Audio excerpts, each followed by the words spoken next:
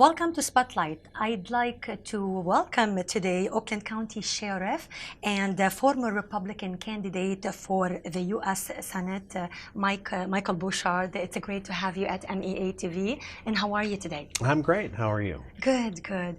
You have a distinguished career and you've been serving Oakland County for many, many years. And you run one of the nation's largest sheriff offices, and you're overseeing more than 1,300 employees.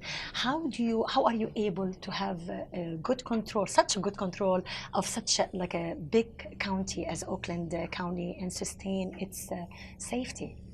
Great people. Okay.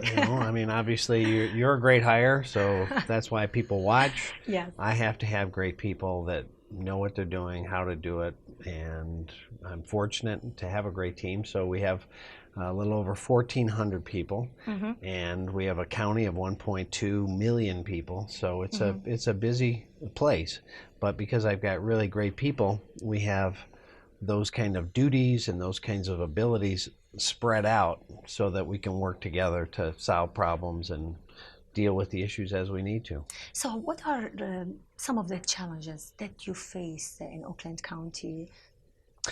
Like any community, one of the biggest challenges we mentioned briefly before we came on air was the opioid crisis. Yeah. That's all across the country. It's a crisis. It has been for some time. We've been out ahead of it in Oakland County, but that doesn't diminish its impact. Absolutely, yes. It helps to begin, I think, to raise awareness of it, hopefully get more people into treatment, hopefully prevent more people from getting into that path. But it's still a very big problem in so many people's lives. It affects everybody. I imagine that if you actually talk to your friends and family, you'd find out someone that has had a loved one die from an overdose. Or get affected by it somehow. Absolutely. Absolutely.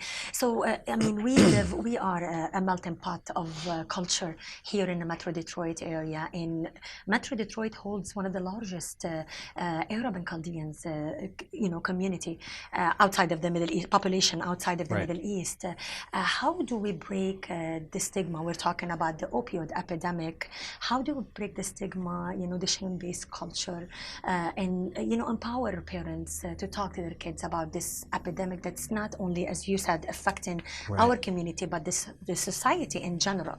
Well, it's a medical issue. It's an addiction. Yes. The same way that if somebody had diabetes, it wouldn't be something that they would be ashamed of. Right. It's their chemical makeup. And some people have a chemical makeup that makes them more susceptible to addiction. And as a result, the path to addiction really isn't necessarily what a lot of people think of. Some of the common paths that we've seen in the past are really great families, great kids, playing sports, have a traumatic injury, lots of times blow out a knee or something. Right. They get surgery and they've been given a course of treatment, including pain meds for that injury. Yes. And lo and behold, they end up getting addicted to the pain meds. And when the course of treatment runs out and they can't get the script anymore from that doctor, they go to the street to try to find the same kind of relief, the same kind of pill, if you will, because of that addiction, that craving. Yeah.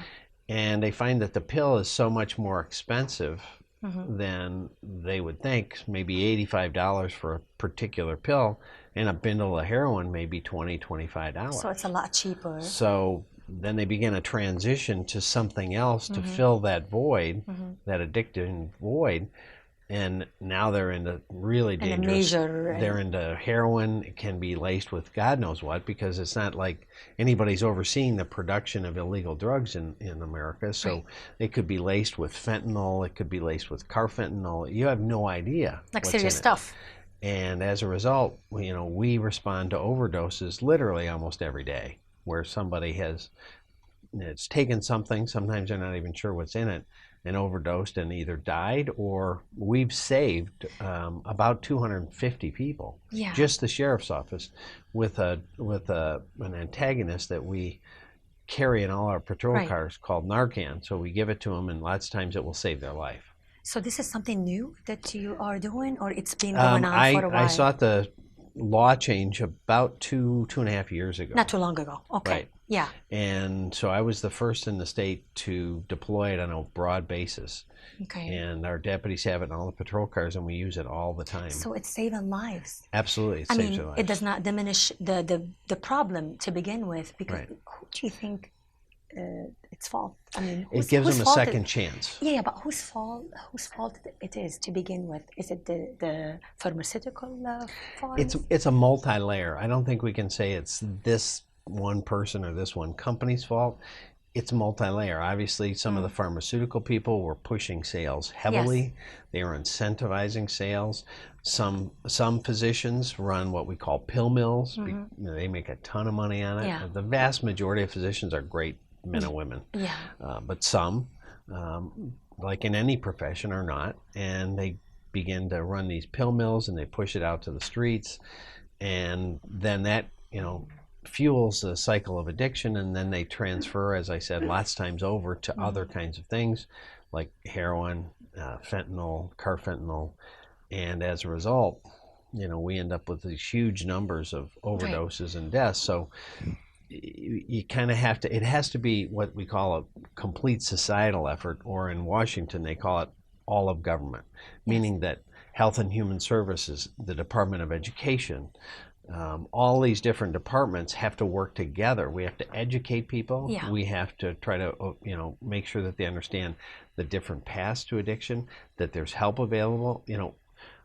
Incarceration is the last point for an addict. We don't want to see addicts in jail, but lots of times they commit crimes to feed the addiction. They break into houses, they do things to fuel that. But you cannot treat them as criminals to begin with, because they're sick somehow. You're trying to get them into diversion, into treatment, into alternatives before it becomes one that either takes them down a criminal path they can't come back from, or they overdose and die. I want to talk about the crimes at Oakland County. What are the major crimes that happen in Oakland County?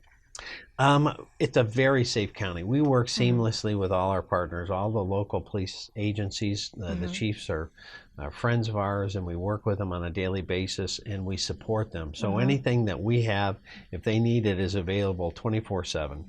So if they need our SWAT team, our helicopters, our dogs, everything is available. DNA, forensics, all of that's available 24/7 to any police agency in the county. And then obviously we police a whole bunch of Oakland County on our own as the local police department. So we provide basically two layers. Right. I'm a local police agency to 15 communities where they hire us instead of having their own.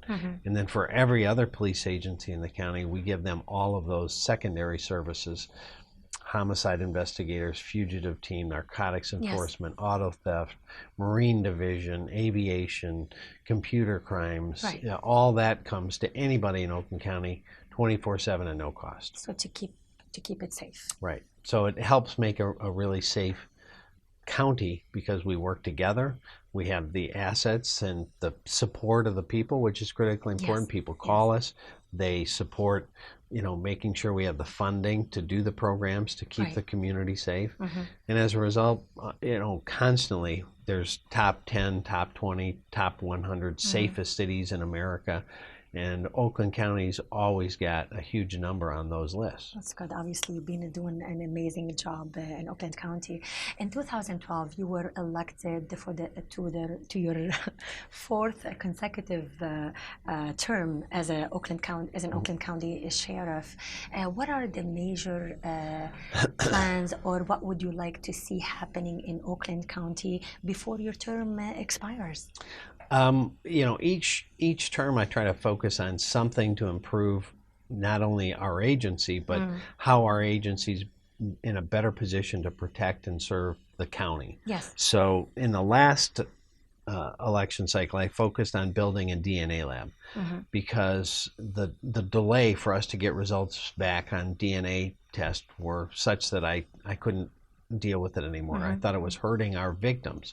We had a case where we submitted the DNA from a victim and had to wait 8 months to get That the long? results, and that was a short time at the time. Is it the DNA? What is it? Is it what is exactly the problem? It goes to a lab, and then it gets put into a list, and Oh, wow. then they wait until it makes it, you know, they got so many there that it waited. So as a result, I said, you know, that's not a great timeline. But then to make it worse, when we got the results back 8 months or so later, we got a name, we went and arrested the guy.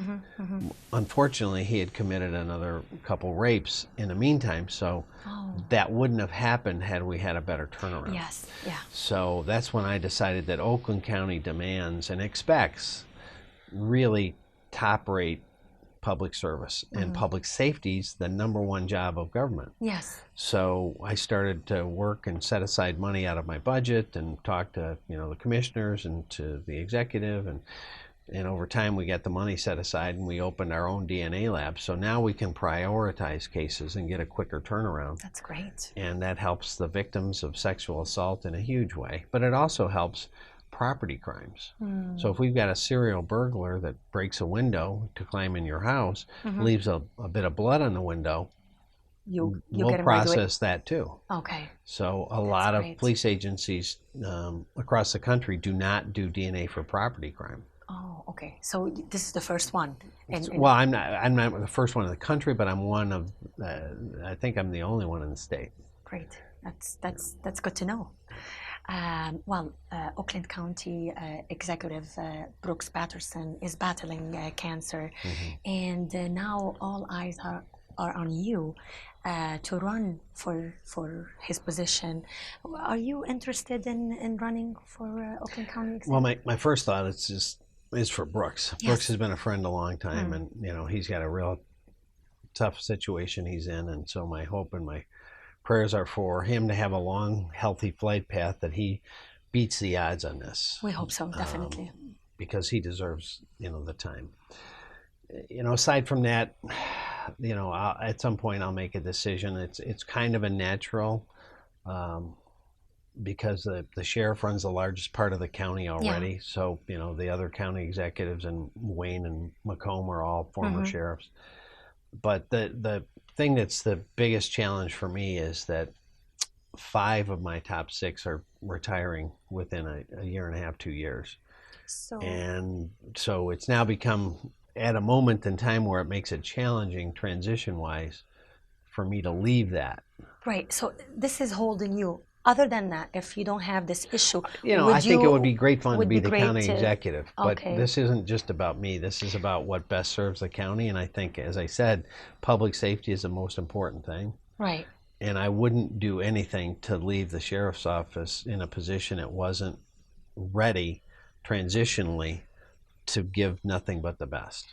So one more question about that. So you might be running, maybe. We have to see how the transition process would work out, and if people can get up to speed on these new jobs and all those things first. Okay. I wouldn't leave somebody in a bad situation. So if you run, what makes you a good candidate for this position? Well, you know, I obviously I own businesses, so I understand the most important thing I think for a county executive is to be fiscally prudent, to be really tight with the tax dollars, to keep the AAA bond rating, and to keep the finances very sound and safe for the county, and to be a place that has a low tax and regulatory burden that businesses want to come and grow here. And I learned how to do that, obviously, when I was a senator. I rose to the Senate floor leader, which is the #2 person in the Senate. Yes. And a lot of what I worked on was economic development and budgetary processing. Okay. So, you know, I mean, I think that's real important that the county executive stays focused and stays in their lane. Absolutely. Lots of times people in government, you know, want to get into all these other issues that really, that's not their niche. That's not where that level of government should be focused, in my opinion. Yeah. There's so many other layers of government that focus on certain things, whether it's education or whether it's, you know, all sorts of other kinds of issues that focus on what is your priority. And I think the priority of the county is is the safety and security of the county, right, and the health of the county as it relates to the mandated health services, and then of course economic development, bringing people and jobs to the county. right. If you stay focused on that, that's a full plate. Okay, great. Yeah, I'd like to know your intake about this major issue that's going on. It's been going on for the last 5 years now, the water crisis in Flint, and now all the charges are dropped by the Attorney General. Do you think, what do you call it, politics are delaying justice? Well, I'm not exactly sure what's going on in the Attorney General's office. You know, there was a lot of lifetime dedicated people in the Attorney General's office that I've known in Democratic administrations and Republican administrations, and I've never seen this level of uneasiness, confusing. Okay. You know, different people are handling different things, and people that are career people are not consulted, and so I'm not exactly sure what's going on there because they haven't contacted or worked with us almost at all. Yeah, but your opinion but I will about say what's this, going on, yes. You know, the investigator that led the past investigation that is now being, I would have to say, maligned by the current Attorney General, he was a dedicated career FBI agent who I respect. Okay. And you know, I'm sure he investigated every path that was available and did it in a professional way. He used to head the FBI office in Detroit for the FBI. He was a national special agent in charge until he retired. Yeah. And he was hired by the previous Attorney General to be the lead investigator. Okay. So I haven't obviously seen the report because it's not in my county, but I can't imagine there was anything but professional conduct and thorough investigative activity on his behalf as the chief investigator. Okay. And for someone to imply that it wasn't, I think, misses the mark. So do you agree somehow about like starting like a fresh start, like fresh and new investigation now? They're dropping everything and they're starting all over. Again, I haven't seen the report, but I can't believe that with all these years behind us and spending over $30 million already. That's a lot of money. That there. To say that, you know, we got to start all over. Because they're saying a lot of things. In the end won't be justice delayed. Okay. You know, they're saying that this isn't justice denied. You know, there's very strict timelines on most investigations and most deliberative processes in the criminal justice system. Okay, okay. So I don't know. This one, I think, threw a curveball to a lot of people. Okay, okay. So throughout your career, what aspect of your job that affected you the most? Can you tell us about that? Well, I think that, you know, situations I've been in as a street police officer or as a sheriff, when you're dealing with people that have a very traumatic incident or great loss, obviously those have more effect on you than I think anything can, because you empathize and you connect with them. So, you know, I was a fatal accident investigator as a police officer, and which meant, you know, lots of times I was very quickly on the scene when people were killed, and then I had to tell their family members and investigate the loss of their family members. Or I've been on scene of homicides and hugged the loved ones that now had just lost their daughter or their son. So there's no way that anything rises to the level of that impact on you because it's so personal. Yes. So it gets personal somehow. Yeah, you have to stay above it to function, but at some point it's all soaking in there. You can't be human and not have it affect you, which is one of the things that I think police and military are coming to grips with. You know, it used to be suck it up, keep going, which at the time of something happening, you have to. Yeah. But there has to be an opportunity to vent that. And we've seen it play out in tragic ways. More police officers killed themselves last year than died in the line of duty. So it kind of wells up, and if you don't have an outlet, it can lead to very bad. That's a very good point. Bad things, and the same is true with the military. We lose so many veterans to suicide every year because of all the things that they've seen or been involved with. And unless there's the opportunity to offload some of that and share it and heal, it becomes overwhelming, and you get to a very dark place. And I've, seen that myself. And we've lost deputies to suicide. And so that's an increasingly awareness is a first part, but then there's other parts that we are working on, creating a system, what we call peer-to-peer. So if you're feeling that, you can talk to somebody without fear that the boss is going to know and it's going to affect my career. You have to take down some of those barriers, because the most important thing is keeping you healthy. Sure, absolutely. Sheriff Michael Bouchard, I'd like to thank you for today. Thank you for coming out to MEA TV. It was a very nice of you to do that today and Pleasure. to take some of your time. Pleasure. And that's it for today. Thank you and good luck if you decide to run for, Oakland County Executive. And that's it for Spotlight.